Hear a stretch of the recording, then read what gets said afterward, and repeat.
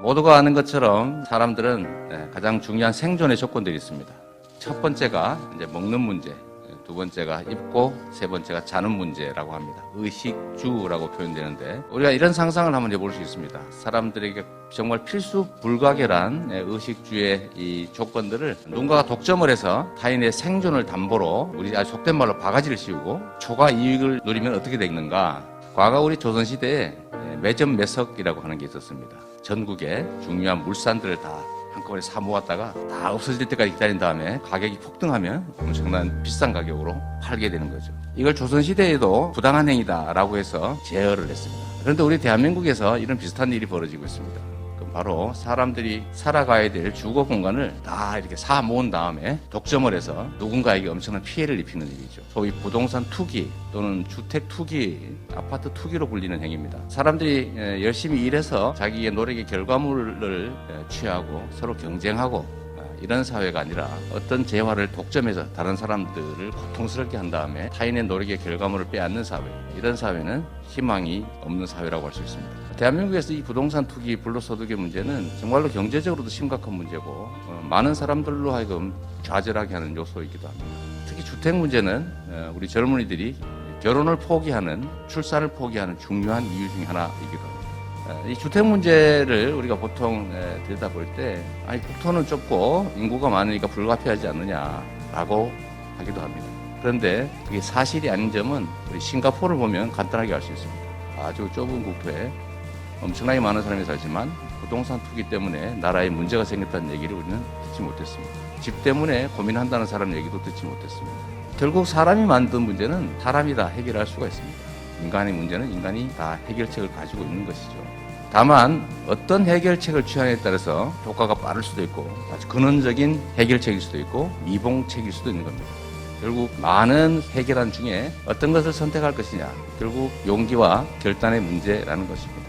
제가 경기도정을 하면서 느끼는 바로는 우리 국민들은 합리적인 선택에 대해서 본인이 약간의 손해를 보더라도 다 수용할 자세가 되어 있습니다. 우리가 K방역이라고 전 세계에 자랑하지만 이 K방역 성공의 가장 핵심적인 요인은 바로 우리 국민들의 참여와 협조입니다. 어떤 방침을 정한다고 해서 따르지 않거나 나한테 손해되니까 나는 못하겠다 이런 태도를 취하면 실제로 방역이 성공하기 어렵죠. 내가 불편하고 나에게 손실이 오지만 우리 전체를 위해서 반드시 필요한 일이다라고 용인하고 마치 쓰레기 분리수거에 적극적으로 참여하는 것처럼 방역에 적극적으로 참여해 주어서 실제로 이런 성과를 내고 있는 겁니다.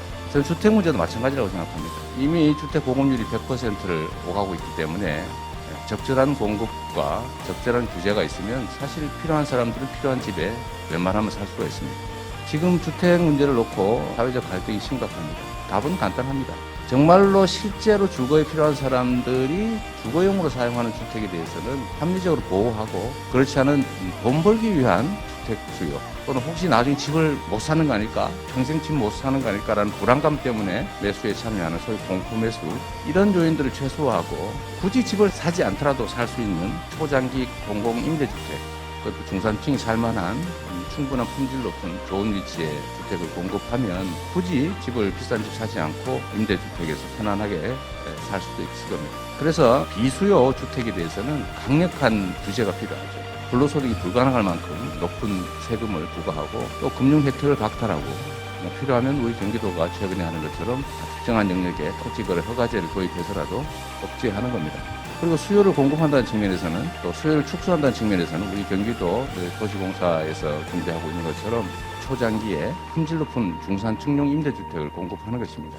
저는 이런 방식들을 통해서 국민들께서 이제 진짜 부동산 투기로 인한 불로소득이 불가능한 시대가 오는구나 라고 확신을 주게 되면 저는 당연히 국민들이 아무 소용도 없는 비거주용의 주택을 구입하거나 수요가 없는 부동산 투기용 매입을 할 이유가 없을 거라고 생각합니다. 문제는 용기죠. 언제나 정책을 만들 때 99%까지는 완전한데 1% 또는 0.5% 정도의 빈틈이 생겨납니다. 그리고 거기로 부동산 투기 압력이 밀려 들어오는 거죠. 그리고 그 가장 근원에는 정부 정책의 불신이 있습니다. 그 불신을 만드는 제일 큰 이유는 바로 고위공직자들이 부동산 또는 주택을 많이 가지고 있더라라고 하는 사실이죠. 정책을 결정하는 사람이 부동산을 가지고 있다고 하는 것은 옳을 것이라는 확신이 있다는 얘기입니다. 시장을 이기는 정부도 없지만 정부 정책에 반해서 살아남을 수 있는 시장도 없습니다. 그런데 정책 결정권자가 많은 부동산, 주택을 가지고 있다는 사실은 시장에 확실한 상승 신호를 주는 거죠. 그리고 거기에다가 규제가 가해지면 더 투기 욕구가 커지게 됩니다. 그래서 건들면 자꾸 올라가는 거죠. 오히려 내리는 게 아니라 자극을 하게 되는 겁니다.